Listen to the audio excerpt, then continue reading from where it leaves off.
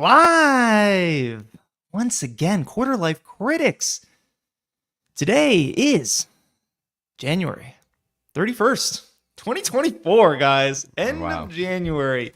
And I am sitting I have lost your audio.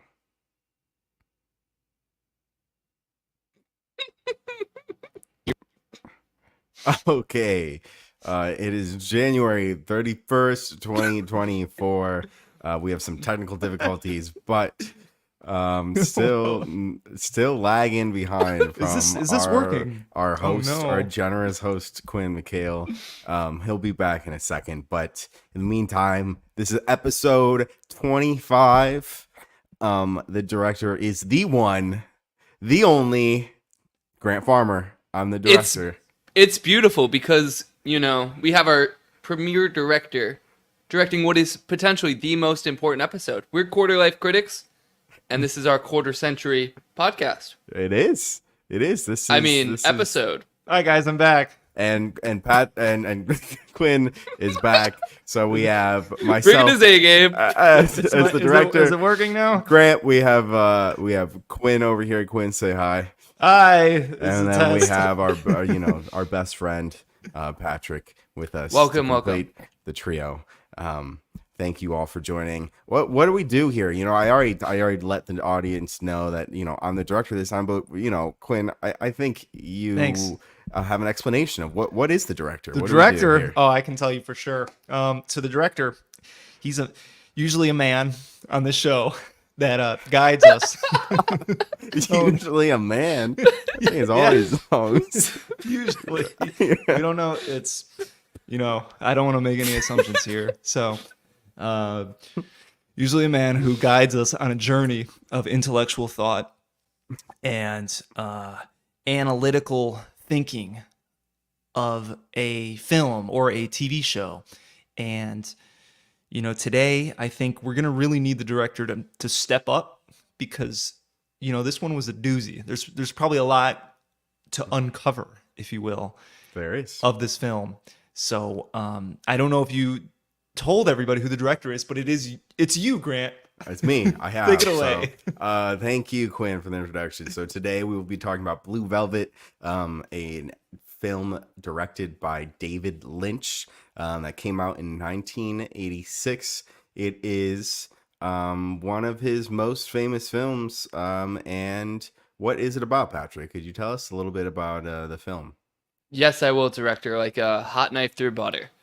The discovery of a severed ear leads clean-cut Jeffrey Beaumont to uncover a nightmarish flip side to the sleepy small town of Lumberton. And as he becomes dangerously complicit in the perverse relationship between tormented chanteuse Dorothy Valance, the Blue Velvet Lady herself, and a deranged gangster in Frank Booth. It's directed by David Lynch, got a couple stars, but the only one whose name I recognize, maybe you guys are wrong, is Dennis Hopper, who was the gangster. Has a 7.7 on IMDb with a little over 200,000 votes.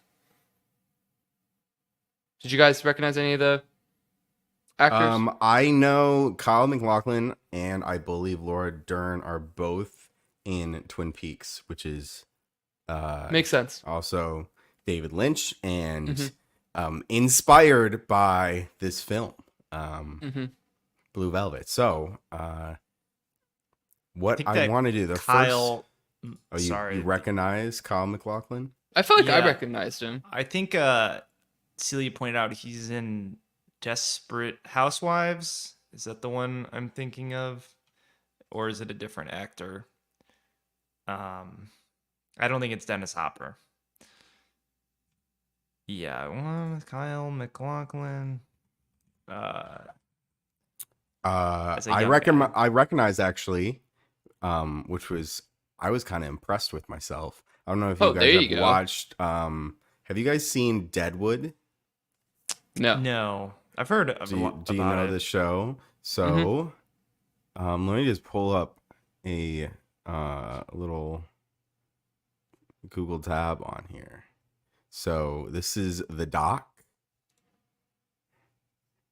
and he's one of the henchmen. I recognized him. So if you look up, um, he is Raymond. That's who I thought it was. Raymond was just. This dude, I Jeez, man. recognized him, and he's like, that's a it's deep a cut. long, yeah. This is 20. He's got 20 those like years? deep sunk eyes. Yeah, he's just got a kind of a, he's the '80s version of this guy of our doc, but I recognize. Oh, for him. I was sure. like, I think that's him, and it was. But yeah, I don't really know McLaughlin more. You said he's what? Did you say? Yeah, Sex he and the was. City? No. Desperate Housewives for 6 seasons. Oh. How far they fall. I think is he dead now? I don't think so. I think he's No. still Dennis alive. Hopper, I think, is dead. Right? Dennis Hopper is dead. Okay. Yeah. Well, so guys, speaking of Dennis Hopper, speaking of Frank Booth, one of his first lines in the film, if not his first, is "Now it's dark." Right before he assaults Dorothy with Jeffrey in the closet. And so this film there's a lot going on. There's a lot of symbolism. There's a lot of colors. There's red curtains. There's blue velvet. There's Jeffrey Beaumont. There's Sandy. There's Dorothy. There's Frank.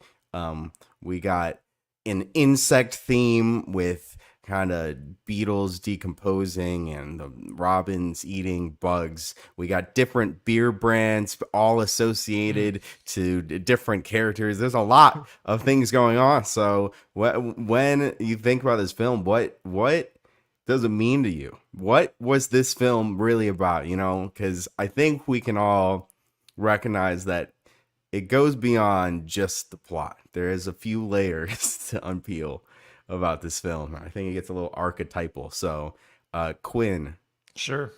what does this film mean to you? I'm still digesting this film. This is a bizarre, mesmerizing film, and it's strange. I can see the cult classic part of it. I can see it becoming more famous over time. But I think it's one of these films where a lot of films, you have an initial watch, and I think you gain something from an initial watch. It could be a comedy, it could be a superhero film, it could be anything.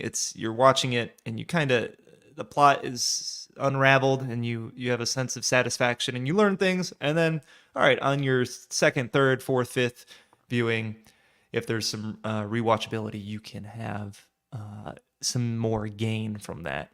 And I think this is a film that I didn't really gain much from my initial viewing. When it ended, I said, God damn, I gotta think. I gotta watch this again. Like, it's like I showed up to class and I just missed the beat, or maybe I was just zoning out. Yeah, it's because like I was, yeah. No, go ahead, finish your thought. Well, I just think that I didn't gain a lot on the first watch, and I didn't necessarily think I wasn't zoning out, but I was mesmerized by the film. I wanted to continue it. I never wanted to like turn it off because it was bad or boring or I didn't care. But maybe it's confusion, maybe it's curiosity. You're like, what's happening next? And you don't really know where the film's gonna go. And now that I've seen the entirety of it, I'm like, all right. Now that I've got through the first problem set, I can go back to the first question and be like, all right, let me tackle this. Yeah, I'm with you. I think the shock value of this to a degree is kind of pulls you along, and it doesn't allow you maybe that distance to be analyzing on a deeper level. You're just kind of along this bizarre ride, and I feel that, and I empathize with you where I want to watch it again, especially doing research on this film. This is when it came out, this was not received very well at first. There were famous critics who really um, had poor reviews for this film. Like famous movie critics, what Robert Ebert is that his name? Yeah. He shat on this film and said he just didn't understand the violence, towards Dorothy, really, and what it added, to the film. And it took a while for this to be kind of accepted as a really critically acclaimed film and one of Lynch's best works. But I'm with you. I would like to watch it again. I did a lot of research about this film after the fact, but I was kind of like you along for the ride. I may have been under some influences while I was watching this the first time, and was just like, all right, we're strapping in. Let's do this. And it was entertaining and gripping, but like, what? It's so bizarre. You're like, what the fuck is going I don't on? think Roger ever, in that same snippet, he never changed his mind on the film. Oh, Some people kind of came around and said, I wasn't ready for the film. It was too much for me to process. But he kind of stood his ground and said, you know what? Nah. It's funny you say that too with the Celia and I watched it together, and she brought up, I don't know, halfway, three-quarters through it, she's like, I think there's a lot of misogyny in here. And I was like, I wasn't thinking that particularly, but that was the same words he used in his review. yeah. So I just thought that was neat. Yeah, it's well, the thing that kind of gets you, and I especially, I think the first scene that's very shocking is when Jeffrey's in the closet and Frank comes in and is like assaulting Dorothy. It seems like, but the film, the acting is so theatrical in that scene that you can't really tell, how much they're playing into it. And Dorothy knows that Jeffrey is in the closet, so you're kind of Jeffrey with the voyeur, and you don't know if they're putting on a play or not, or this is really a sad, traumatic, like sexual assault, and I think it's a muddy in between ambiguity, which a lot of this film is. It's the muddy, dark, side of the world. It's a strange world, Jeffrey says multiple times about this film. But Patrick, what does this film mean to you? I thought it was really cool. I liked it a lot. I felt like it was, you know, if you, it's almost like barbaric. Everyone was kind of like a barbarian that Jeffrey was going and interacting with as like an innocent person. They took things to the extreme. There's like everything is just like, whether it's the drugs, the violence, the uh just the sex and the way people are carrying themselves, it just felt like I don't know, guttural and pretty intense the whole way. It has like a dark, sexy undertone, but like creepy and a little bit of horror. I don't know. I thought it was well done, and I enjoyed it a lot. Yeah, it's nightmarish. Mm-hmm. Um, and there are, I think this is known as the most realistic movie that Lynch does. He's known for a lot more dream sequences than this film does. This film is pretty much rooted in the real world the whole time, but there are kind of segues when it's daytime versus nighttime. There's a lot of Mm-hmm. different themes going on, and really, to me, when I'm reading about this and I'm thinking about this film is about the light and the dark of the world, right? Mm-hmm. And you have Jeffrey is a naive kid, and he finds an ear. Well, first his dad, there's some trauma in his family, and then he finds this ear, and he's morbidly curious about this severed ear, and a naive young man entering the world, he steps into the dark side, right? And you have Dorothy, who is really kind of the dark brunette, and then you have Sandy, who is like the good light, um being and the juxtaposition between the two, and being with Sandy during the day and talking to her, and then Dorothy at night and being involved with Frank. And then, he's stepping in this underbelly of the world, and he ends up finding himself falling in with Frank. Like, he sees himself, like, after he hits Dorothy, he's like tormented that he maybe is more similar to someone as sinister as Frank than he thought he could be, and that's kind of, but the way Lynch, I think, brings the viewer along to step into the dark side. You're morbidly curious as well, about Dorothy, and Who isn't? yeah, it's a little human erotic. nature. Yeah, it's human nature. It's a And little erotic, you're given yeah. these like intermissions, you're given like what you're saying with the dream sequences. It like lets in my mind, I felt like it let me like digest what was happening, and then just throws you the complete opposite. So you're like getting thrown back and forth with like these weird abstract periods. So you're just like drawn in. It's like hypnosis. Yeah, it is. Yeah, it is. That's a good word for it. It's like hypnosis. And there's a lot of, moral ambiguity, I feel like, even when Jeffrey's caught. Barbaric.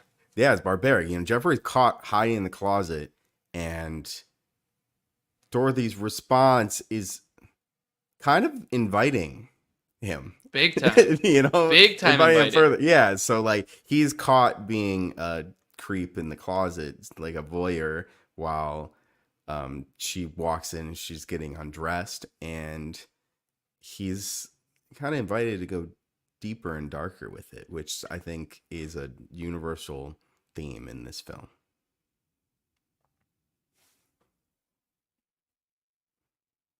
So that'll move on. Speaking of erotic and inviting and seductive, seduce me. Our next segment, turn off or turn on.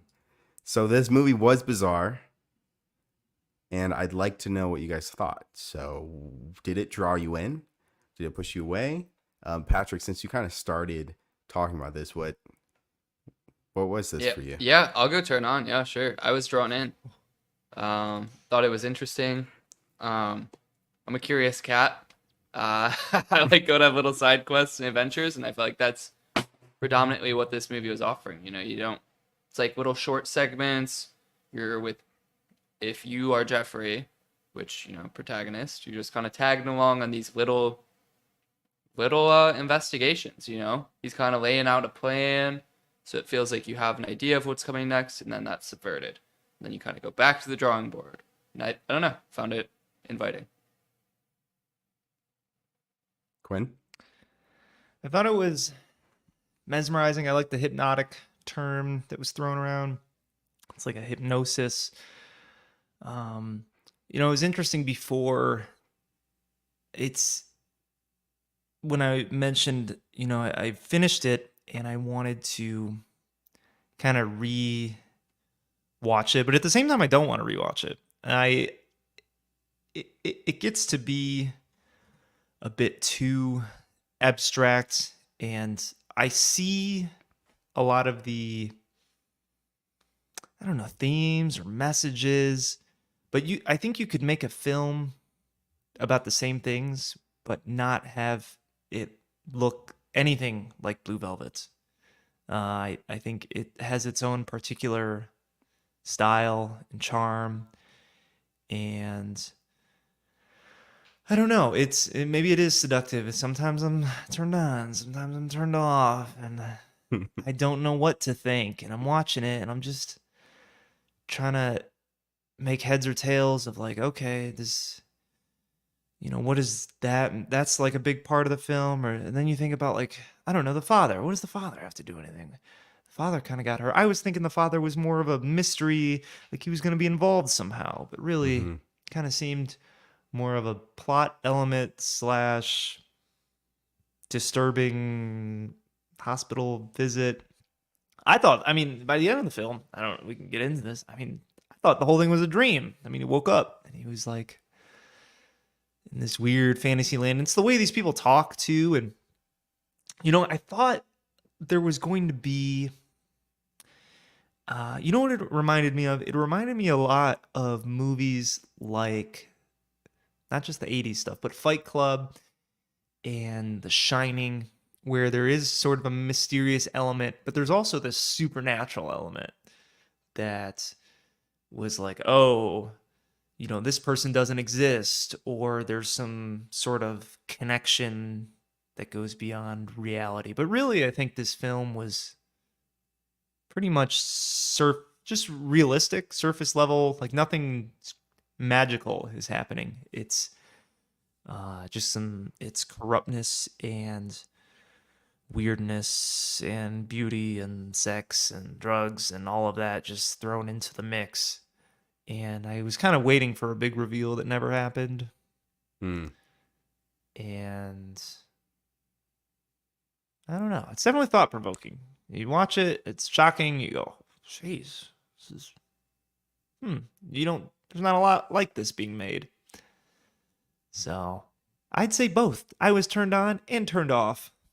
Yeah, so you kind of mentioned this, but David Lynch, I think this is a good window into what his other works are like. I think both Mulholland Drive and Twin Peaks were connected to this. Twin Peaks takes place in a very similar American town where it's kind of on the surface very American dream suburbanite town that was used to be a lumber town where people are happy and kind of good on the surface, but there is the underbelly, the dark side of it, very similar to this film. That being said, seeing this Lynch film, I don't know how familiar you are with other David Lynch works, but are you intrigued? Are you interested in watching more? And maybe you'll start Twin Peaks tomorrow. Maybe. You know what? I did like Dune. No one else didn't. Everyone else disliked Dune. That doesn't really fall into the same. Yeah, I think it does. The music was the same. Like outside of like obviously Blue Velvet, like all the dream segments, those could have been from Dune. Yeah, Dune kind of serves itself well with Lynch. I see why he was chosen to direct it. Do it? Really? I feel like the spice and the drug kind of, I don't know. Maybe I'm just thinking of Lynch's film where it's just a pipe dream. Yeah. I don't think. As But someone who has read the source material, they should have kept this guy away. It's already confusing enough, so you just want it to be clear. I can see that point. Yeah, I see that. I think I'd give it a shot. I wouldn't be opposed to watching additional films by him, but You've seen Mulholland Drive, right? a while ago. It's You been told a me to while. watch it. Probably was that many years ago? Mm-hmm. Okay, I know I've seen it. I couldn't tell you. I remember it being very dreamy. Yeah, and a lot very, of dream sequences. confusing, and probably just left it as is. But maybe I liked it enough to recommend to Pat. Interesting. Yeah, I thought it was alright. Didn't like Dune. Tried Twin Peaks. Wasn't a fan of that, but I like this. So You like this one? Yeah, that's interesting. What else is missing from that list? Eraserhead. Eraserhead. That was shown. It was like a midnight feature. You had to go at like 11 p.m. to watch that. And take your pants off. I don't think so. all the perverts go Eraserhead. My parents loved Eraserhead in the theater. Well, I it saw seems like- you have a lot of yeah. Also, The fact they have a bedroom poster of Blue know. Velvet. I was thinking about that. Was thought provoking. That I was was like, thought-provoking, that was too. thought-provoking for me as well. I was thinking, why? Yeah, this is enough to be a poster in their bedroom. there are barbarians in there. Just look at it. You gotta. I mean, are you quoting lines? Are you? It's dark now. Are you silently appreciating it? There's a lot of possibilities. Yeah. You could ask them. I could, maybe I should ask them. I mean, I know, the innocent side of me is Mommy. baby wants to fuck. Yeah. Yeah. The innocent side of me says, they're just they're Lynch fans, so yeah. they're just Lynch fans. It's just It one could of have been many. Eddie. Yeah, it could have been in Twin Peaks. Those two. It's What basically is just a the picture. is it of the movie poster, or is it of a certain person? It's the poster, but the poster that is up is a little suggestive. I feel like I wasn't planning on showing the poster that's in my parents' bedroom, but All right. since if you we're Google here, it- we're already down. Oh, I would definitely bring it up once I watched this. Yeah, it's already at this point. So let me see. Is this is the one? With the four of them? Oh no, this one. Okay. Yeah. So I didn't really know what this was as a kid. It seemed like it could be a normal romance, right? Yeah, like Yeah. the New Ballroom York Opera. dancing? Yeah. But it's a pretty dark film. And yeah. So neither of you guys have seen this film before. Oh, It's the first No. time. I think I've seen it once a long time ago. There was some weird deja vu coming back on this watch. But yeah, so they talk about a theme on here is Lynch grew up I think he was born in the late 50s, grew up in the 60s, 60s and 70s, and there's a lot the time, like, when is this supposed to take place? It's kind of hard to know. There's a lot of references to the 80s. He's wearing an earring. Some of the what they're wearing and some of the music, but there's also a lot of references to the 50s. The cars are all 50s. There's a lot of diners. There's two diner scenes that are pretty important. The dresses that the women are wearing are about the 50s, and I'm just curious what you guys think, or if you noticed any sort of themes. If there is multiple, there's a lot of themes of the 50s and the 80s. What could that mean? What is Lynch trying to show the audience? I thought it was. I guess. My first thought was 80s. I had 80s in my mind, and I said, "Oh, it was made in the 80s, Quinn." Duh. I guess you're right with the 50s sort of diners. I thought their kind of hairstyles and hairstyles seemed 80s-ish. Mhm. Dresses maybe seemed a bit more plain.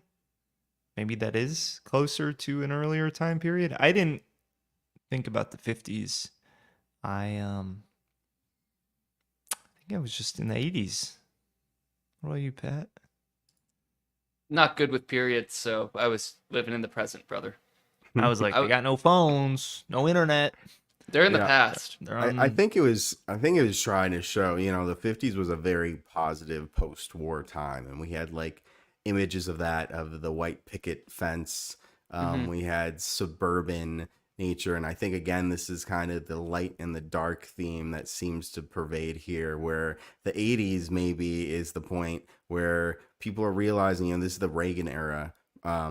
People are maybe trying to wish back to when things were simpler post-war to the 50s, where it seems like we're continually trying to look back to this, this nostalgia of nuclear family. But it feels like there's a lot of repression going on, where people are pretending maybe like it's the 50s, when in fact there's darker things at play. I think when we saw a lot of the scenes with the older, it was Jeffrey's family, he came back with a black eye, and they're just kind of da, da, da, da, da, and he's like, I don't want to talk about it, blah, blah, blah. I'm fine. Everything's good. And he's repressing what's going on and what he's dealing with.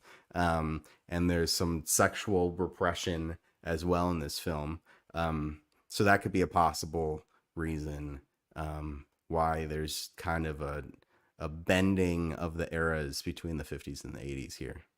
Did you feel that, or is this something researched? Like, and I mean, not a problem either way. I'm just curious because I was Researched, thought about post. I think I felt 80s, but I definitely, I mean, the cars and the dine, like it did feel 50s as well. yeah. I'm not a car guy, so I don't know. There were I would definitely go some more prominent cars, like Charger and just some muscle, yes. Yeah, there's like some I American mean, muscle. it felt older than the 80s in a lot of scenes, right? It felt like, I don't know, because I felt like while sometime maybe the good sections, like the day, felt older during like the dark scenes, I felt like you kind of see a little bit of decay in society, which I don't yeah, know would be there in the 50s, you know? I feel like that's when the build was occurring. exactly. Yeah, So that's like more, later there'd be like a decay, like I felt like society was decayed here, you know? So I don't think that could have happened yet in the 50s. Frank Booth drove Like a the actual 68 like Dodge structures Charger. and stuff. that's fair. But yeah, I just felt like it was just, you know, it was the, you know, classic American dream. You have going off to school, you know, you're kind of the golden child. Girls think you're cute. You drive a cool car. You're, you know, this girl has a boyfriend. Oh, it doesn't even matter. Like, you just do whatever you want. Yeah. It's just like perfect America, you know?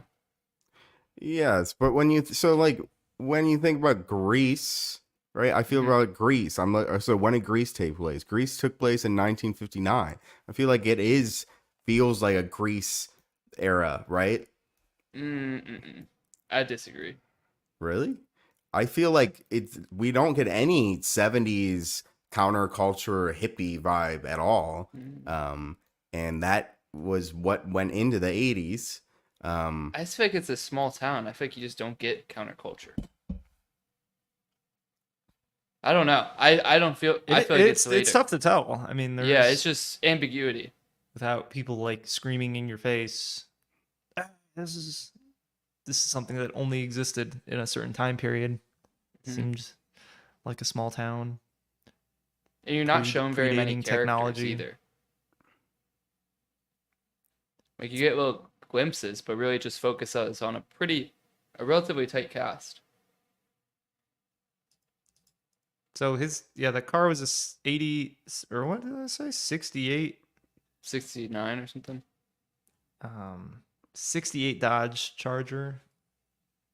So that might imply it's a little bit later than 68, 70s, 80s.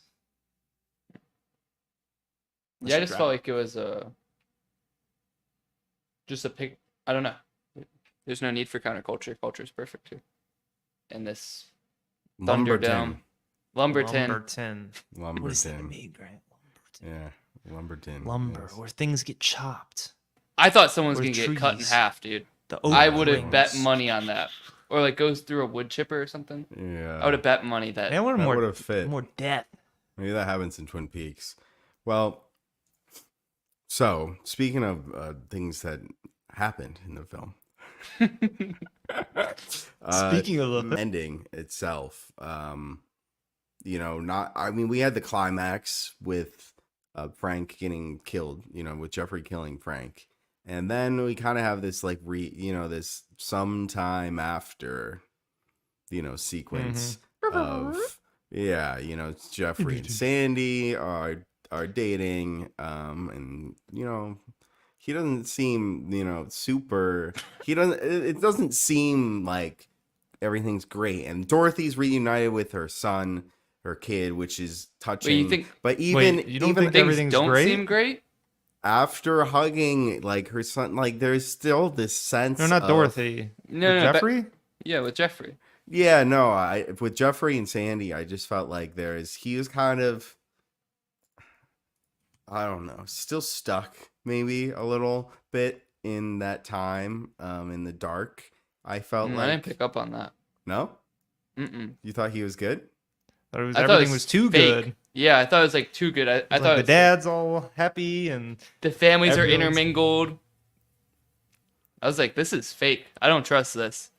Yeah, well, okay, maybe that's what I'm getting at a little bit is you know, I felt with Dorothy after her reunion too. It felt like there is the feeling, and maybe I'm my That one feeling felt was more same. real to me. I'm with you on this one. Like Yeah. the hug lingered, and it was like she needed the child more than the child needed her. Yeah, Kind of thing. And then, my favorite kind of touch was the Robin with the bug that seemed very animatronics like fake Robin. And I thought that kind of put the whole, oh, here's like the Robin, it was just like kind of the cherry on top of this fakeness. It was like this fake bird with the bug. And then the old lady's like, you could never get me to eat a bug or something like that. And everyone's happy and everything's good. And, so what did you guys think of this ending? Weakest part, probably. It's Endings very are tough. strange. Yeah, you got it, Ben. Endings are really tough, and I'm not sure this. I don't know if David Lynch nailed the ending here. It didn't Interesting. feel like. It didn't feel like it properly closed any arcs, and it was maybe a little bit too. I don't know. It wasn't. It was just too like on the nose. I think if you're gonna have like a movie that's going back and forth and like dark and light and everything, there's like a culmination in like tragedy and action and violence. Mm-hmm. It didn't feel right to me to end on such a positive note. And Well, it was and very that's- jarring. And that's what I was kind of getting at with like the Robin, and it felt like it was a facade. So although it was very happy, maybe coming off, I felt like Jeffrey was still a little off, and I felt Dorothy was off. You had this fake bird with a bug, which is kind of comedic. I felt like the purpose of all that was, all right, back to playing happy suburban life. Everything's fine. More repression. They're repressing this darkness, Yeah, you have like actual events that are causing the bad things, but on the good like for the good side, it's phony, They're not like It's the absence of getting the married, bad. they're not having like a baby. There's not like a Yes. happy event. It's like this Yeah. fake bullshit that they're smiling about. Yeah. It's the void of the bad. They're so they got to be happy. There's no more bad. I didn't have to shoot someone in the face in a closet because I was gonna die. I mean, I see what you mean. I don't know what more to point to repress. Like there was a lot of action, a lot of things happen. They're happening. Things are going back and forth, and then you come to a climax for Jeffrey shooting Frank, and then a lot of time passes, or a little bit amount of time passes. Sometime later. Sometime later. I'm just confused more. I don't know. The father thing really was throwing me off. I was really hung up on the father, and was going down that rabbit hole. Sandy's father? No, Jeffrey's father. Oh. Strokey McGee. I guess, yeah. So, and yeah, there's actually an extended version where there's 40 more minutes of film, which I did not watch. I didn't know about. No. And there's Didn't know actually a lot more about his mom and dad, and his mom is calling him and saying, your dad's getting worse, and she's talking on the phone, and there's a bunch of pill bottles on the side of her bed. There's a scene where she's so stressed that they have to come and they have to give her an injection in her arm to calm her down, like a sedative. A lot of things, related to this repressed theme, maybe, that that is just not included in the standard cut version. So this is like the extended cut has some. That sounds more, like maybe that would have been resolution. right up Quinn's alley. Like, I know. Quinn I needed think that extended one. I think I needed it too. There's actually a lot of Wizard of Oz references too. Dorothy. And one Dorothy. You got Dorothy. There's Frank is from Kansas. Tin Man. There's Dorothy on the extended cut tries to jump off of the roof at one point, and a red slipper or like a red shoe drops, which is like the red shoe of Dorothy from Oz. I thought someone was gonna get pushed off those stairs too. Yeah. Felt like that. Yeah, like why the elevator was broken or something. Mm-hmm. And they're going up these like stairs between the buildings with a long drop. I thought someone's gonna get axed and someone's gonna fall off the stairs. Yeah. Mm-hmm. There was certainly enough moaning. I saw the original cut was 4 hours long too. It's I don't know how you'd present that. You're like, mine's good. 4 hours. Well, I think the Movie company extended one is 2:45 or something. Yeah. You're This saying was like the not the original lost edit? footage. Yeah, the first like edit cut, like what Lynch had, what he First delivered draft. was 4 hours long, and they're like, no thanks. But it's got to be tough. Yeah, you're, and sometimes you don't even get to make that decision. Maybe you do if you're the director. You get the final say. I don't know. Production company, investors, producers, maybe not. Producers. 4 Or so. hours. I guess yeah. If you wanted what you wanted, it'd be 4 hours long, and that's not happening. So Dwayne Dunham was the editor, so Sound like a local. is their from Lumberton. Mm-hmm. their final say. I like that like little radio guy or whatever. Radio. That guy. Lumberton DJ. Oh, just WOOD. Mm-hmm. Chop that wood. Wood. That was giving me some Groundhog Day vibes. They got the radio guy in there. A lot of 80s stuff going on. They liked the radio back then. Was there TV in this movie? Were they ever watching TV? That's a good Don't think so. Wasn't there indicator. a television on when they went to that kind of like weird hospital. den? No, like when they said, "Let's go for you're going on a joyride." Joyride. And then like that's where Dorothy's son was, like in that room. Wasn't there a television on? And then those. I thought there was one in the older women. hospital too. What was that scene? Remember that scene where Dude, they no were idea in what the- happened when there. they were in the car and like Frank was beating Dorothy was in the bottom of the car. Frank was beating up Jeffrey, and then that lady was just Just like dancing around. dancing on the top of Yeah, I mean, it seems like we talk about like this like deep, this hidden underbelly, and then I think about a scene like that, and I go, "What the fuck is going on?" That was It's probably just the to biggest. distract you, you know. There's no violence here, officer. Just check out these moves. Dancing. Also, what was that entire scene? Like that was just so. Yeah, I felt Where like did he take? He took him to what did he call it? Pussy heaven. Is that I don't where know. what he was? he had to play describing? the clown song, and then he put the lipstick on him, and he a little repressed sexuality there too with Frank and boys. I didn't know if he was about to rape him or kill him or Kiss him? what? Kiss him. That Offer was a him some strange nitrous? scene. fuck you, you fucking fuck. That's a famous quote by Frank from this film. Very New York. that Are you shit. sure he's from Kansas? Blue rabbit. I didn't know while I was King of watching the Beers. film too. Maybe you guys would know right off the top of your head, but King of Beers actually Frank did not drink Budweiser. Right. Okay. PBR. PBR. Pabst Blue rabbit. Yeah, Heineken, he suck. Fuck yeah, that it shit. was. You guys know who drank Budweiser in this film? Daddy. Officer. Yeah, and then do you guys know what Jeffrey drank? Heineken. Tastes good. You guys all know this. It was in the movie. Yeah, I know. It's very heavy-handed. What do you like to drink? I like drinking Heineken. I've never actually had a drink of Heineken. My dad drinks Bud. The King of beers. Yes, it's very quotable. Very.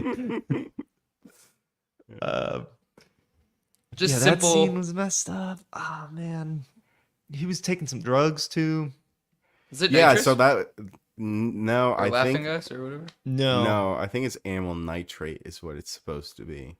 Poppers. Poppers. Originally, it Mm. was gonna be helium, but David Lynch Fucking thought, shit. David, he doesn't know yeah, drugs. no, Dennis Hopper knew drugs. he thought it would be That's why the he's dead. audience would laugh too much if it was a high pitched Frank. Yeah, that doesn't. Yeah, that seems dumb. I'm glad they Cheers did to poppers, so fuck. he could have like baby could have a loose butthole. Yeah, it's funny. Baby, and then wants to be called daddy, and then back to mommy, calling her mommy, and there's a lot of, you know, I can see how maybe when this came out, it wasn't immediately well received by the majority of our audiences across the country. Yeah, I feel like no girl would like this. That might What- be- Can you imagine Speaking bringing of- like a date to this movie in the 80s? Oh, it's kind of like a edgy film that just came out. You want to check He it out? made Dune. You remember that one? Speaking of, I guess, did Yeah. you guys, Quinn, you said you watched this with your significant other. I did. What was her thoughts besides the misogyny? I don't know. We never misogynistic had a themes. we didn't have like a post watch discussion. We just went to bed after. It's a good movie. But if it's not lull good you to enough, sleep. yeah. Fucking nightmares. If it's not good or she's not interested, she'll stop watching. So it was good enough to make it to the end, and I think that's about it. Yeah, we didn't really talk much.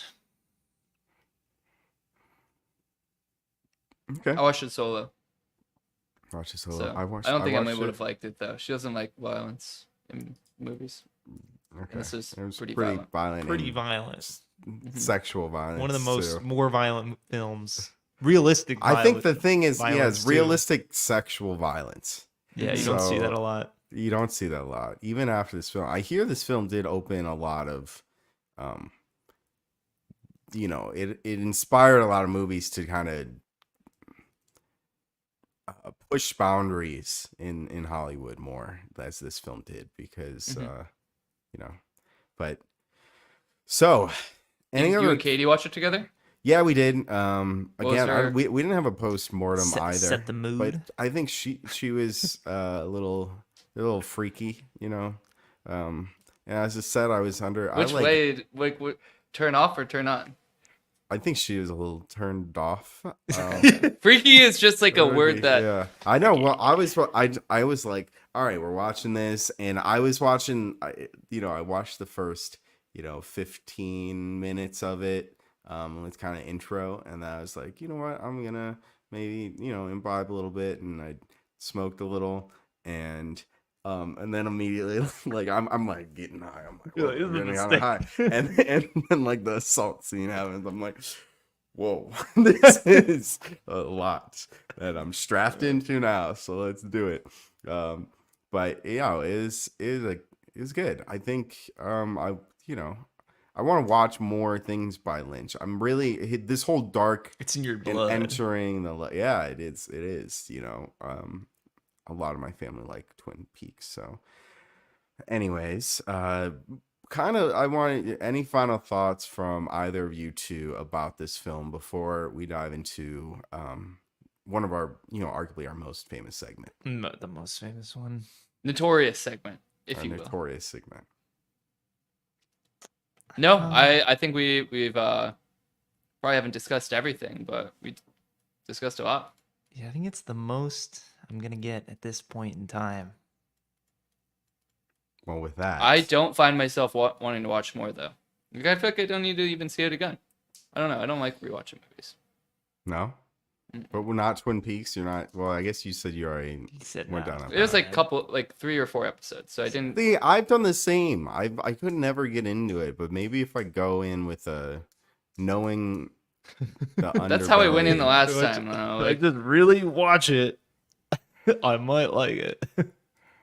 yeah, Well, in the meantime, that brings us to our final segment, the GPQ patented review. Where we Where- decide whether the true rating of Blue Velvet is over or under the IMDb rating. Is that the one? That's the it. one and the only Oh my GPQ patented review. We are sitting at 7.7 out of 10 with 213,000 votes, which is pretty high, right? That's pretty high for a film. Yes. Um, Si, senor. well, when I say high, I mean the number of votes is pretty high too, right? 200,000? I don't think that's very high. No, I think we've seen some millions before. I think that's actually fairly low for something in the 80s. for something so good, right? It's low for something so iconic Like and Guardians of the Like- Galaxy, 1.2 million. Blade 2 had 230K. 230K. So this is similar to Blade On 2. par with All right, Blade I'll take 2. that. Okay. So we're gonna start with Quinn, and we'll start. Hmm. We'll do left to right here. So 7.7. Are you an over or under here? I need a drum roll. Whoa, Pat's already putting his thumb out. He can't. Sorry, I was drum rolling and just came out like that. Well, I am an under. I am an under. He predicted me correctly. I think this is a good film. I enjoyed my watch. But I'm not at the point, I'm like the initial audience. I'm not at this masterpiece, critically acclaimed level. Maybe it's too, well, I don't want to say realistic, but deals with themes and ideas that are less. Maybe they're too big for your small brain. Maybe I have a little small brain. I want to just have a mystery. I don't want to say, "Ooh, that's a mystery." No, I think it goes back to I like the elements of kind of thrilling supernatural suspense, and it's not entertaining. And maybe a good It's film, too it doesn't real. have to be entertaining. But maybe I'm defining entertainment differently, because I did want to watch the whole thing. I was like, oh, When you say entertaining, are you saying it's like it's too much of a slice of life? Like, is it too?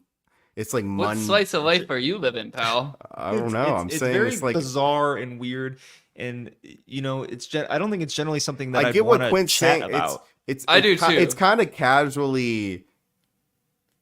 It is it's arts it's more like than- it's like casually traumatic.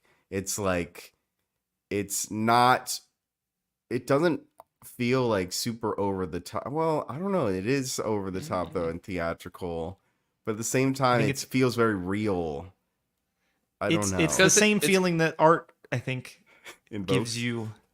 You walk around in a museum or something, and you're looking at something, and you're not quite sure how to feel, and you think about it, and maybe you talk a little bit with people, but and you think about it some more, and you say under 7.7. Yep. Well, I kind of think like it's because typically in a movie, you have a big event happen, and that's like a cornerstone. But in this movie, you weren't given like time to process. The characters didn't process any of the things that happened to them. They just kind of like moved on, and I feel like that's kind of what makes it feel like life. It's people just shit. Your dad had a stroke. That sucks, but you just gotta like deal with it. And I feel like that's what the characters kind of did. Yeah. Yeah, it's nonchalant, maybe was the word I was looking for, not Mhm. slice of life. It's like nonchalant violence, Yeah. And you're like, what? But a lot of violence is nonchalant, right? Mm-hmm. Like a lot of abuse is nonchalant, where once it's a routine, it's not the shock value, you're numb to it. But Where's it's, my it is whiskey? over You're the dumb, top, bitch. and like there I are, think it is- yeah, it's you're not right. realistic. It's Yeah, it's you're right. It is theatrical at the same time, but isn't that skill to have? Yes, and that is why I am over. I enjoyed it quite a bit. I did as well. So I'm gonna go over too. So we got 2 overs, 1 under, which I don't know what if we start recording our over and unders. I don't know what that means consensus wise. Over. Consensus is over. There's Right? 3 of us. Yeah, right. Sure. yeah, so I really enjoy this film, and I think I think a reason why I enjoyed it is the uniqueness. You know, uh, Patrick had recommended Yeah, you hit me Handmaiden, back with a sexual, Handmaiden, sexy yeah, as well. yeah, which was very erotic, more than this, you know, a little porn-y, but just thoughtful, invoking, seductive, and unique, you know, and is telling and is made for a reason. I think there's a lot of intent behind Hmm. this piece. You know, it's not just some willy nilly, and you know, and that's why it's cool. It's like the deeper you dive, you see all these references to, you know, there's people say, you know, Dorothy's on Lincoln Street, and Frank Booth, you know, Booth is John Wilkes Hmm. Booth is the assassin of Lincoln, and he's the abuser of Dorothy who lives on Lincoln, and I Lincoln think that's Logs, Lumberton. Lincoln Laws. Yeah, it's funny. Well, it is funny because it's like, well, how deep do you go before it's ridiculous? You know, there's a line there too of how much is intent and how much is just because they were looking for a street name. And I think you can go as deep as you want because it is ridiculous. Like that radio ad was ridiculous, and that is just wasn't that the opening scene? They had 2 radio cuts, but But I don't know. There's just ridiculous portions, so it's just at points it feels ridiculous. So I think you can just keep digging. yeah. Well, with that, we are going over as two overs, one under. And Quinn, your opinion does not matter. those that was great, but we do have a new director next time, and that is going to be the one and the only Patrick. No, it's Quinn McHale. Oh, Quinn it's me. McHale. I got beef Oh. with this new director. He was starting shit before this episode, and I'm Who, gonna me? sit back here and wait. You better explain yourself, buddy. That's all I'm Yeah. gonna say.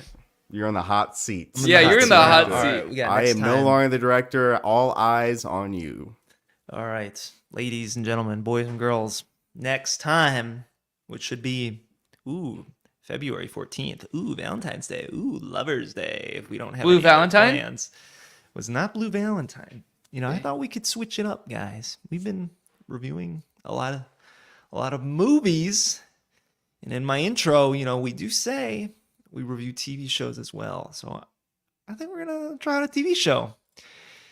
And I've hinted at this before, but I think we can start with Love Island.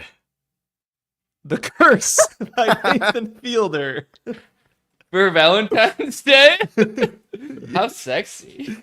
Yes, the satirical black comedy thriller series that I'm interested in this series just because I see, you know, Blue Velvet massively acclaimed. You know, the ratio of 5 and 4 3 stars, they're highly outweighs the 2 and 1s. And sometimes you see the flip. This has been panned by the critics. This one, you do a little Google search, it's a weird right in the middle. There's a lot of highs, a lot of lows, not a lot of 4s, 3s, and 2s. So I'm wondering, is it good? Is it not good? So we can get into the nitty gritty, but I think we can decide how many episodes to watch and maybe split it into 2. Is the full season episodes. out? The full season's out. Yeah, it's been out. How many episodes is it? It's 10 episodes. 20 minutes? 40 minutes? I don't know, actually. Okay. Maybe I'm trying to look. 45? I don't know. Running time, An 38 hour. to 69 minutes. It's kind of So- cool. I like the varied. They do a varied amount. And I think half might be good. And we can talk about director if I'm going to double director. Figure out a plan. We'll figure out a plan. What did you think of that surprise? You guys, seems like you can't contain your excitement. No, I had planned to watch it at some point, so that sounds good. I love Nathan for you. I thought it was so clever. Curious to see what this weirdo's got for us next. Grant? Grant? Keep containing it, pal. He's pissed you didn't pick True Detective. Well, I mean, well, the True Detective would have been welcome, but it's just a lot. It's like 10 plus hours of commitment that has not been discussed. Maybe let me just do part 1, and then we can return to it at a later date. It's true. How does that sound? Yeah. Well, so regardless, then we can pissed. commit I'm gonna watch to TV. our we can commit to talking next week. Talking about next week, on Valentine's Day, we can talk about The Curse, Nathan Fielder's new show. At least we will be talking about minimum season 1, episode 1, but maybe we'll have a first third back. Do you think we're going to do our episode on Valentine's Day, boys? I don't know about that. I don't know. Maybe the 15th would be better. Maybe the 15th. Maybe the 13th. That's Grant's already babe. We got to finish the first 5 episodes of The Curse. I know you're not excited. Quinn didn't explain anything. He just said, "There's a surprise." Of course, it was Quinn. They're 60 minutes long. And I just think it's funny because you're a little bit on thin ice with your last selection, right? oh, he's bringing up old. Oh my god! No, it's not that old. I don't think it's that old. Oh, that's so last year, man. Yeah, but it's the last selection. Someone came up with the trilogy idea. Yeah, it's true, but at least it was a classic trilogy. Yeah, my shit banged, bro. What are you putting over here? Jeez. We're a movie podcast. We've never done Lord of the Rings. That's a crime. Yeah, I can commit to 1 episode. No. I can commit to more, but I wasn't expecting a television series that I have. I haven't even seen all of Nathan For You, so It has nothing to do with it. I think it's totally different. It's just his name. Didn't he Not make even it, the though? same style of comedy. Yeah. Well, So I and feel one like thing you should share too, it is A24. That's cool. Now, are you excited? More so, yeah. Well, and also just looking at it, you're right. Like it is just a drama, right? Satirical black comedy thriller. Satirical black comedy thriller. Well, I'm We'll get not into trying to be a hater. I just was taken aback. I'm processing. So, He's containing. he made me release. He is in the hot seat. This is what he did? To us After being traumatized by Blade. It's like, this could be 10 blades in a row. Yeah, I have PTSD, Quinn. The Black Curse I have actually makes you into a PTSD. vampire. It's like a black vampire, a daywalker.